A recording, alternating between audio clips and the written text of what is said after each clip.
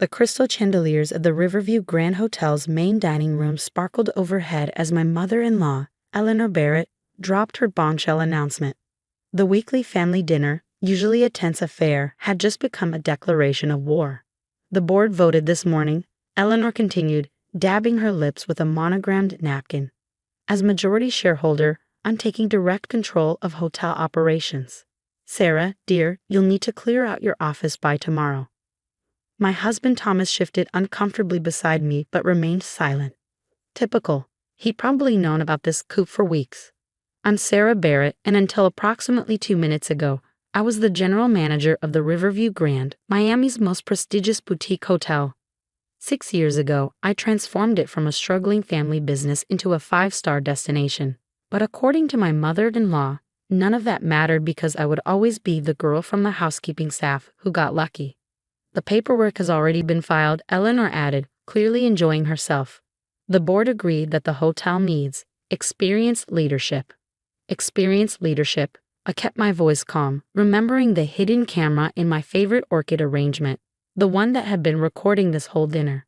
Like when you managed it in 2017, before the bankruptcy. Eleanor's perfectly lined lips tightened. That was a temporary setback due to market conditions. Really?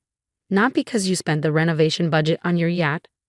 Watch your tone, Thomas finally spoke, though he still wouldn't meet my eyes.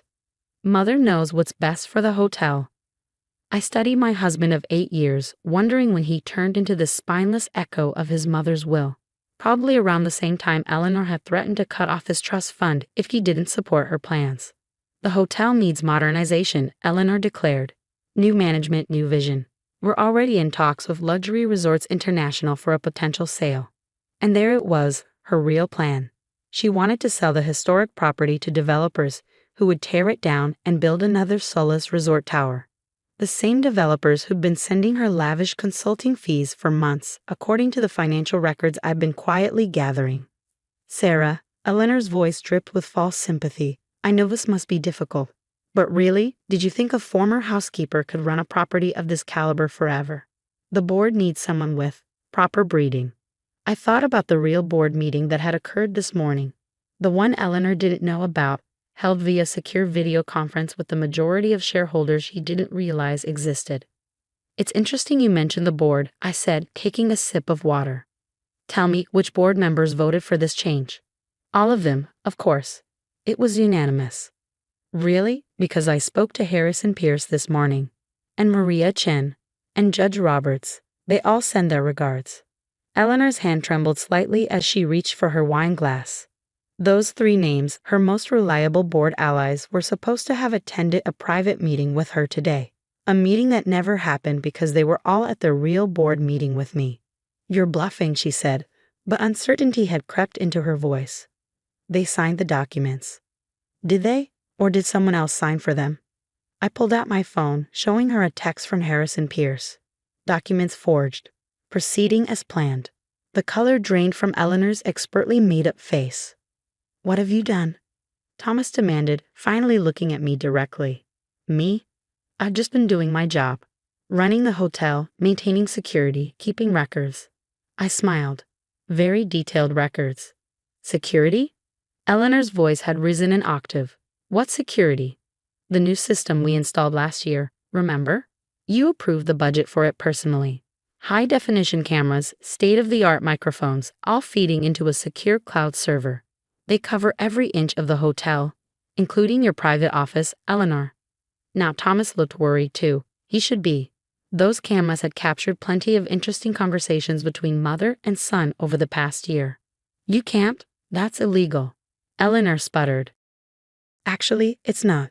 The hotel's security policy, which you signed, allows for comprehensive monitoring of all hotel spaces for safety and security purposes, including offices used for hotel business. I stood up, smoothing my dress. Would you like to know what those cameras recorded? The meetings with developers about kickbacks, the conversations about forging board signatures, or maybe your discussion last week about falsifying the hotel's financial records? Eleanor's face had turned an interesting shade of gray. You're lying. Those recordings don't exist. My lawyers received copies this morning.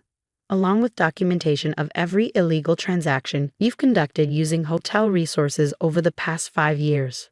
I turned to Thomas, including that interesting chat you had with Mother about using hotel funds to cover your gambling debts. You bit. Thomas started to rise, but Eleanor's hand shot out, gripping his arm. Wait, she commanded, her socialite facade cracking.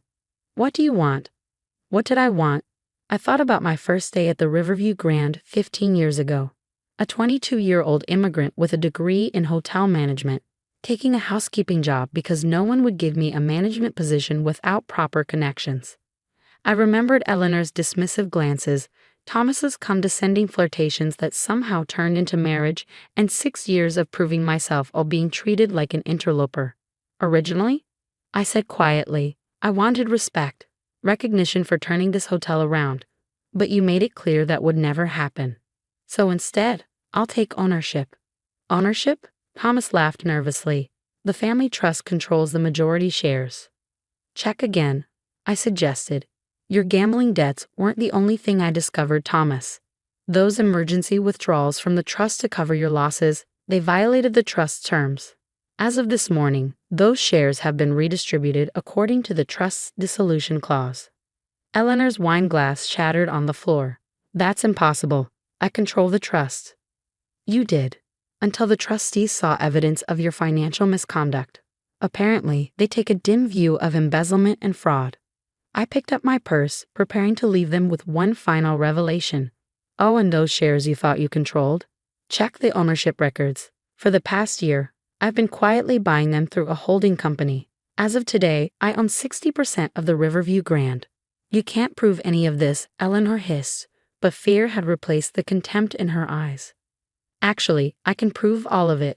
And tomorrow morning, when the real board meets to review the evidence, you'll both be removed from hotel operations permanently.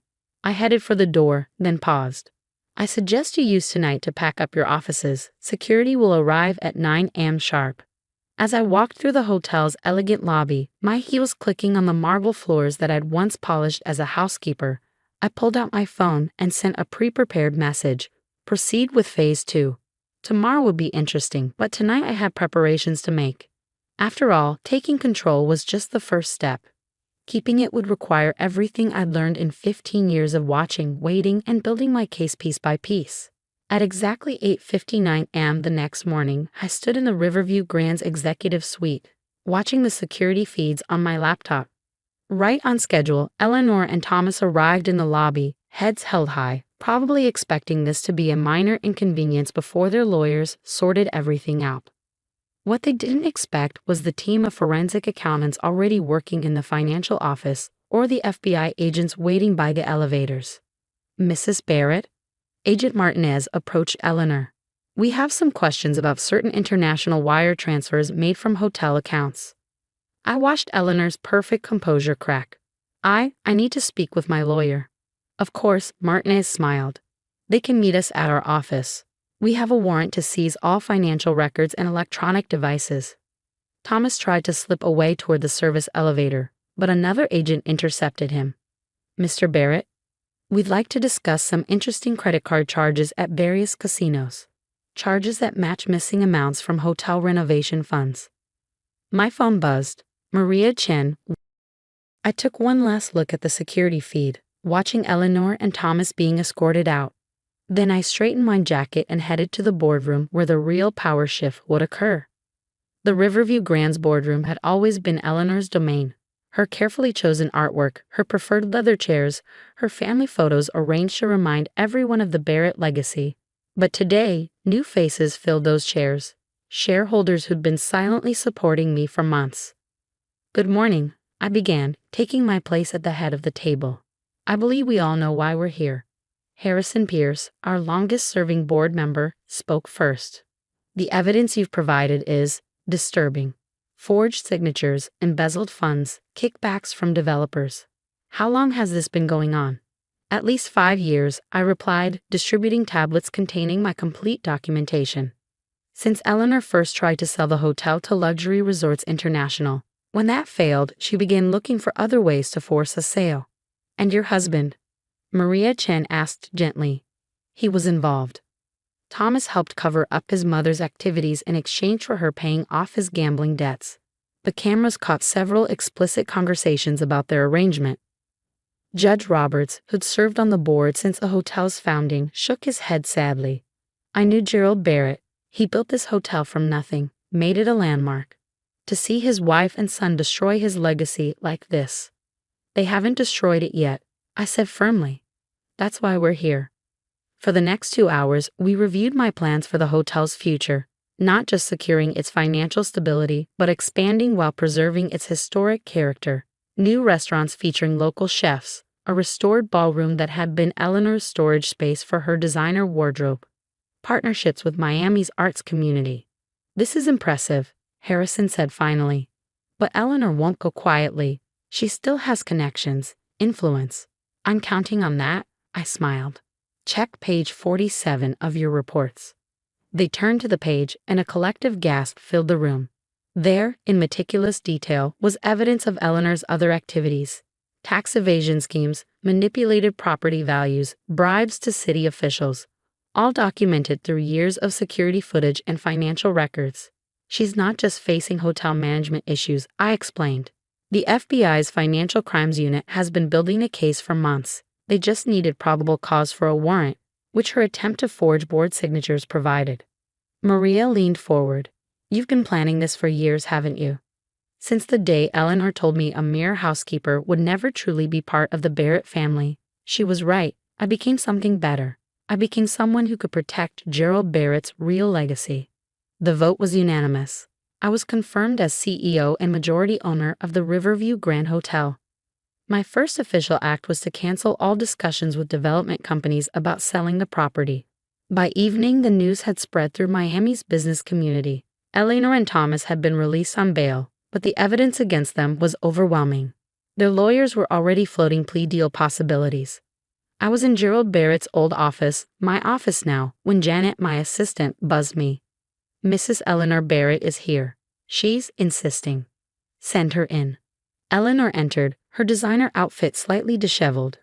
Her usual confident stride reduced to a nervous shuffle. Sarah, we need to talk. About what? The forged documents, the embezzled funds, or the fact that you and Thomas were planning to blame it all on me if anyone started asking questions. She flinched. Another revelation caught on camera. I can help you, she said quickly. I have connections, influence. We can work something out. Like you worked something out with the developers or the city officials you bribed?